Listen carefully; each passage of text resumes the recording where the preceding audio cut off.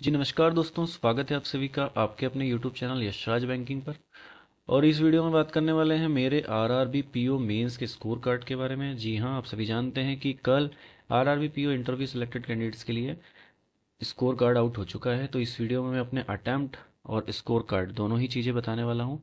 Section wise मैंने कितने attempt किए थे, कितने मार्क्स मुझे मिले, कितने की मेरी लीड है, सारी चीज़ें बताने वाला हूँ। तो यार पहली बार चैनल पे विजिट किया, सब्सक्राइब कर लेना, वीडियो पसंद आया तो लाइक कर देना। और हाँ, अपना स्कोर भी कमेंट सेक्शन में ज़रूर से बताना। वीडियो को फटाफट से शुरू करते हैं। अब यहाँ पहले से मैंने कोई स्कोर कार्ड डाउनलोड नहीं कर रखा है। आपको आईबीपीएस की ऑफिशियल वेबसाइट से डायरेक्ट स्कोर कार्ड दिखा देता हूँ मैं। तो ये लिंक है आपका, देख सकते हैं, score of candidate shortlisted for interview. आप सभी ने अपना स्कोर देख भी लिया होगा। एक डाउट और आ रहा है ये कि 20/3 जो 2026 तक इसका क्लोजर लिखा है, तो क्या रिजल्ट इसके बाद आएगा? इसके ऊपर बाद में बात करेंगे। अगर शॉर्टली अगर मैं बताऊं तो मेरे हिसाब से इतना डिले नहीं होगा। अदरवाइज इनको स्कोर कार्ड जारी करने की ऐसी भी क्या जल्दी थी, रिजल्ट जल्दी ही आएगा। इसको ज़्यादा सीरियस ना ले। बाकी डिटेल के ऊपर इसमें बात करने वाले हैं कि आखिर ऐसा हुआ क्यों है और क्यों ऐसा हुआ होगा, के पीछे रीज़न क्या हो सकता है, उसके ऊपर बात करेंगे। फिलहाल स्कोर कार्ड देख लेते हैं। क्रेडेंशियल्स मेरे यहाँ पे सेव हैं। ओपन कर लेता हूँ, देखते हैं लॉगिन करके। मैं अपना स्कोर कार्ड देख चुका हूँ, आपको मैं लाइव दिखा देता हूँ ताकि कोई एडिटिंग और फोडिटिंग वाला सिस्टम ना रहे कि हाँ भाई एडिटेड है और ऐसा है और वैसा है। ठीक है, तो मैंने ओपन कर लिया है, आप सभी देख सकते हैं क्या सिस्टम है। नाम आ गया, रोल नंबर आ गया, रजिस्ट्रेशन नंबर आ गया, डेट आ गई, कैटेगरी आ गई, स्टेट आ गया मध्य प्रदेश। मैंने किया है मध्य प्रदेश से अप्लाई। अब बात कर लेते हैं कट ऑफ्स की। कट ऑफ आपको सभी को पता ही है कि कितना क्या सीन रहा था। Reasoning, computer, general, English, Hindi. हाँ, मैंने हिंदी लिया था। तो आप सभी को मार्क्स में डिस्प्ले करता हूँ।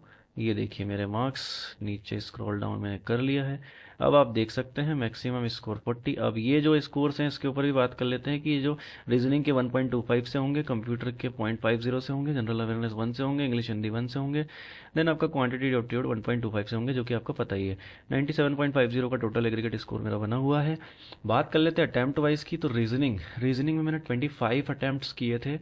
3 क्वेश्चन मेरे रॉन्ग चले गए, क्योंकि 2 मैंने शायद क्रिटिकल रीजनिंग अटैम्प्ट करी थी और एक सिलॉग का क्वेश्चन जो कि रॉन्ग ही आया था, हो सकता है वो गलत हो गया हो। तो ये सिस्टम रहा। ये 21.25 है। इसको अगर अपन मल्टीप्लाई कर लेंगे 1.25 से, तो ये रीजनिंग का एक्चुअल स्कोर अगर मैं आपको बताऊं कितना आया है, तो रीजनिंग का जो एक्चुअल स्कोर आया है वो मेरा है 26.56। ठीक है। कंप्यूटर, जो कि मेरे को दगा दे गया है, इतने कम उम्मीद नहीं थी मेरे को इसमें, बट ठीक है, जितना रहा ठीक रहा। इसमें मेरे स्कोर कितने आए हैं आप सभी देख सकते हैं। सिर्फ और सिर्फ 6 नंबर मेरा स्कोर आया है आउट ऑफ 20। और कंप्यूटर मेरा इतना बेकार भी नहीं है, लेकिन 6 नंबर का स्कोर मुझे मिला हुआ है आउट ऑफ 20। अटैम्प्ट की अगर बात कर लें तो मैंने लगभग 25-30 के आसपास अटैम्प्ट किए थे, मेरे को एग्जैक्ट याद नहीं है। जनरल अवेयरनेस, तो जनरल अवेयरनेस ने अपना साथ निभा दिया। 19.75 मार्क्स आए हैं, जो कि बहुत अच्छा स्कोर कह सकते हैं जनरल नॉलेज में। 19.75 का स्कोर आया है, 1 से मल्टीप्लाई होगा ये तो सेम रहेगा। अटेम्प्ट की बात कर लें तो यार इसमें मैंने भयंकर अटेम्प्ट किए थे, मान के चलो 30+ अटेम्प्ट मैंने किए थे। एग्जैक्ट अगर मैं बताऊं तो 34 या ऐसे ही कुछ अटेम्प्ट थे मेरे। और हिंदी, मैंने हिंदी, क्योंकि मेरी हिंदी स्ट्रांग है इसीलिए मैंने हिंदी को चूज़ किया है। और एज अ स्ट्रांग सब्जेक्ट थोड़े कम हैं, लेकिन ठीक नंबर मुझे मिल गए हैं। मैंने 38 अटैम्प्ट किए थे, 7 क्वेश्चन रॉन्ग चले गए हैं।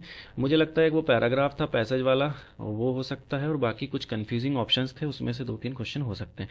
अब आप सभी को मैंने आईबीपीएस का स्कोर भी दिखाया है। अगर इंग्लिश मेरी इस तरीके की होती तो वहाँ भी मेरा सिलेक्शन शायद हो जाता। अब बात कर लेते हैं क्वांटिटी एप्टीट्यूड की, जो कि मेरा बिगड़ चुका था। मैं एक सिंपल डीआई में उलझ गया था जिसमें मुझे टाइम नहीं देना चाहिए था, और उसके बाद जो आपकी एक डिलीवरी वाली आई थी जिसमें आपका टोटल दे रखा था और डिफरेंस करके एक डीआई दे रखी थी। हो सकता कैसलेट बनाता तो हो जाती, बट वो लॉजिकल डीआई मेरे से नहीं क्रैक हुई। तो मैंने इसमें अटैम्प्ट किए थे आई थिंक 15। हाँ, 15 ही किए होंगे, 15 ही किए थे मैंने अटैम्प्ट, लेकिन ये 12.25 किस हिसाब से है? 15 अगर 2 रॉन्ग हुए तो कितना हुआ? 2.5 नंबर जा रहे हैं, शायद 16 अटेम्प्ट होंगे और 3 नंबर कम, इस टाइप से ही है। तो आप देख सकते हैं 12.25 आया है, इसको 1.25 से मल्टीप्लाई हो जाएगा, तो जो क्वांट का स्कोर है वो 15 नंबर मेरा बना। अटेम्प्ट भी मेरे 15-16 ही थे। टोटल स्कोर 97.50 है, जो कि ठीक ठाक है, इतना कोई खास तो नहीं, पर ठीक है। अब देखते हैं। अब मैंने आप सभी को अपना इंटरव्यू एक्सपीरियंस भी शेयर कर दिया है, मेंस का स्कोर कार्ड भी शेयर कर दिया है। अब आप लोग बताना यार कि इंटरव्यू में मुझे कितने मिल सकते हैं और क्या मेरा सिलेक्शन हो जाएगा। इसको लेकर आप जरूर से कमेंट कर सकते हैं। हाँ, एक कट ऑफ एनालिसिस की वीडियो मैंने कल डाल दी थी, लेकिन वो स्कोर कार्ड के पहले डाली थी। अब आप लोग अपना अपना स्कोर कमेंट में कर सकते हैं।